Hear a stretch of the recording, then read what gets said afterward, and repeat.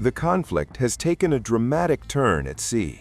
The United States Central Command says American forces carried out strikes against Iranian naval assets in the Gulf of Oman. In a blunt operational statement, CENTCOM declared, Iran had 11 ships in the Gulf of Oman, today 0. This marks one of the most direct U.S. naval engagements against Iranian forces in recent years. The Gulf of Oman is a critical corridor linking the Arabian Sea to the Strait of Hormuz, a region vital for global oil shipments. Even as the naval confrontation unfolded, tensions flared on land. According to reports, an Iranian drone struck U.S. military personnel in Bahrain, hitting the elite Crown Plaza Manama hotel area where American defense staff were present. The reported strike targeted U.S. military-linked personnel rather than a formal base installation. Amid the spiraling confrontation, the United States Department of State issued an urgent advisory for Americans inside Iran. The message was stark: shelter in place or leave Iran now by land. Taken together, the developments point to a multi-front escalation. At sea, Iranian warships reportedly destroyed. On land, a drone strike hitting U.S. military personnel in Bahrain. The confrontation now stretches from the Gulf of Oman to areas hosting U.S. military staff. Maritime routes, hospitality infrastructure, and sovereign territory are all entangled in the widening crisis. This incident, this tragic event, is an extremely bitter blow for all of us, the entire Iranian nation. What this means is that America and the Zionists, through their actions, have practically created a dire situation for Iran. And for the Iranian people, we must unequivocally state they have truly set fire to the very heart of our nation. We will make their hearts burn. They must understand that they cannot simply strike and then escape without consequences, and the Iranian nation, throughout its long and storied history, has witnessed many such events. It has seen things far worse than these. The Mongols arrived and completely devastated the entirety of Iran, yet the Iranian people stood firm and resisted them. Iran's top security chief has delivered a blistering warning to the US, declaring the Islamic Republic is bracing for a prolonged and punishing war as tensions spiral across the Middle East. Ali Larijani, head of Iran's Supreme National Security Council, lashed out at US President Donald Trump, accusing him of plunging the region into chaos with what he called delusional fantasies. In a blistering series of social media posts, Iran's top security chief Ali Larijani flatly mocked whispers of a diplomatic overture to Washington, unleashing a tone of unyielding defiance that matched the roar of missiles and drones slicing through skies across multiple borders. Iran, unlike the United States, has prepared itself for a long war, he declared, a stark rejection of any talk of renewed negotiations as the region hurtles deeper into conflict.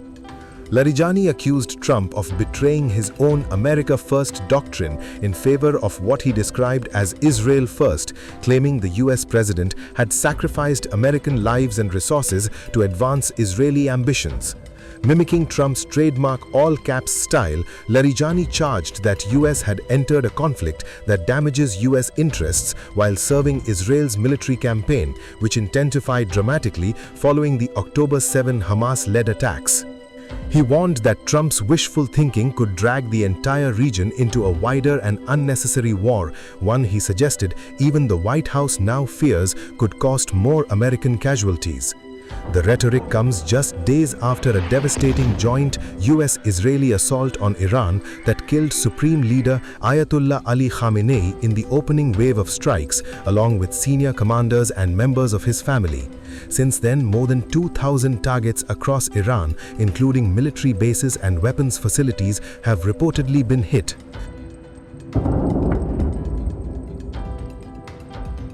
Tehran has also responded with barrages of ballistic missiles and drones targeting Israel, US bases, Gulf Arab states, Iraq, Cyprus, and key maritime corridors, widening the battlefield to at least half a dozen countries.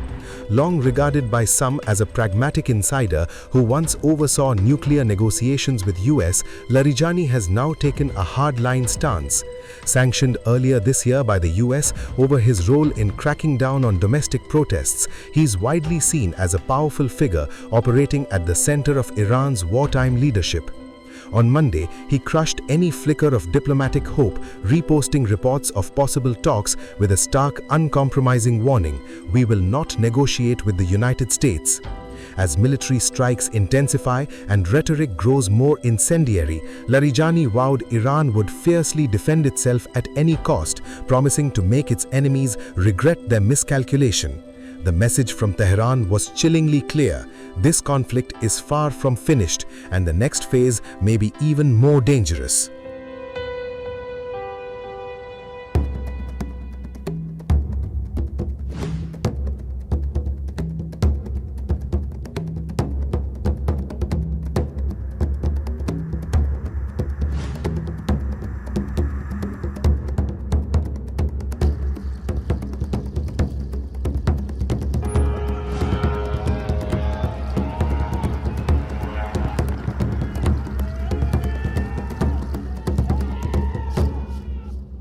Satellite images now appear to confirm significant damage to U.S. military installations across the Middle East. New imagery from commercial satellite firms Planet and Airbus shows that 2 satellite communications terminals were destroyed at the headquarters of the U.S. Navy's 5th Fleet in Manama, Bahrain. The strike marks one of the most serious escalations in the widening confrontation between Iran and the United States.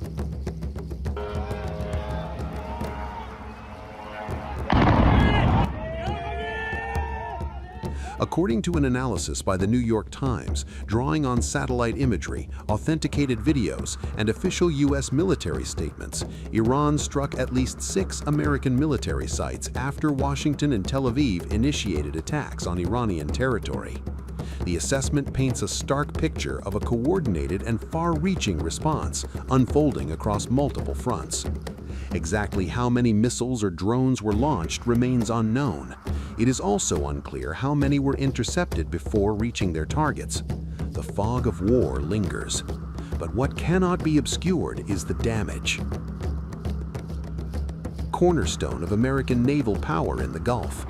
Fireballs erupt against the skyline. Shockwaves ripple across the harbor. At the time of the strike, the port, typically crowded with U.S. warships, appeared largely empty, an eerie detail that only deepens the sense of how close the confrontation has come to direct, large-scale losses at sea. Satellite images taken Sunday reveal the aftermath in chilling clarity. Communications infrastructure obliterated, multiple buildings heavily damaged, others reduced to twisted debris and dust. What was once a symbol of American maritime dominance now bears the visible scars of a rapidly widening conflict. In Kuwait, images from Ali Al Salam Air Base show collapsed rooftops following reported Iranian strikes. U.S. officials say 3 American service members were killed and 5 seriously wounded in an attack on Camp Arifjan, though no satellite imagery of that specific strike has yet surfaced. In Erbil, Iraq, footage shows repeated strikes on the military installation at Erbil International Airport, where U.S. forces are stationed. Smoke and flames were seen rising into the sky.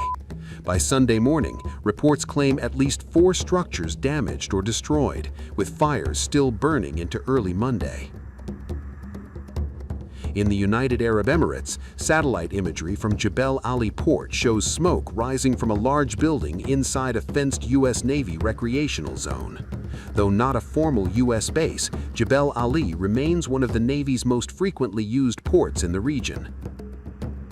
A widely circulated video from Camp Buehring in Kuwait appears to show a drone flying over the installation before exploding inside the perimeter. The exact impact site and damage level remain unverified. Across Bahrain, Iraq, Kuwait, and the United Arab Emirates, multiple facilities have sustained damage.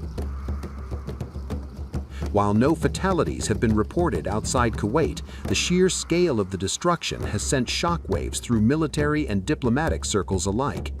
Critical infrastructure, including satellite communication systems, has been damaged, striking at the invisible backbone that underpins modern military coordination. The disruption raises urgent and unsettling questions about the vulnerability of U.S. military installations across the region, facilities long assumed to be hardened, shielded, and prepared. If communications can be shaken, what else lies exposed? For now, the situation remains dangerously fluid. Assessments are ongoing, responses are being weighed, and the full extent of the damage is still coming into focus. But one thing is clear: tensions across the Middle East are not merely simmering, they are intensifying, edging the region closer to a wider and potentially far more volatile confrontation.